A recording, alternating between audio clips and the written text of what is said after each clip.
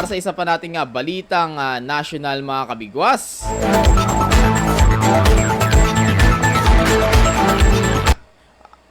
Online electronic ticketing ipinag-utos ng Marina sa lahat ng pampasaherong sasakyang pandagat. At ang balitang yan ay ihatid sa atin ni kasamang Don Robert Ramiro.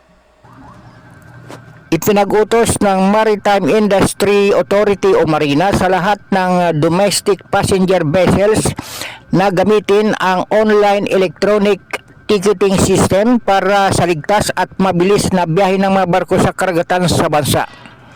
Sa ilalim ng Ship Electronic Ticketing Application, ang lahat ng mga pampasaherong sasakyang pandagat, kabilang ang RoPax at Fastcraft ay gumamit ng digital ticketing sa layuning alisin ang illegal ticket scalping, maiwasan din ang overbooking at mabilis na proseso sa pagbili ng ticket. Dito ay masisiguro ang automated passenger manifesto na makakatulong sa maayos na rescue operation sa oras ng emergency.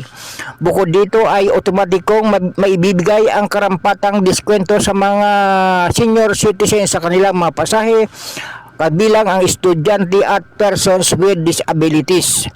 Dilinaw ng ahensya na hindi kasama sa online e-ticketing system ang mga bangkang dimotor na ginagamit sa recreational, sa serbisyo at mga bangkang hindi pag-aari ng mga pribadong kumpanya. Mula sa Metro Manila, Don Robert Ramiro nag-uulat para sa Bigwas News Philippines, lingkod ng katotohanan.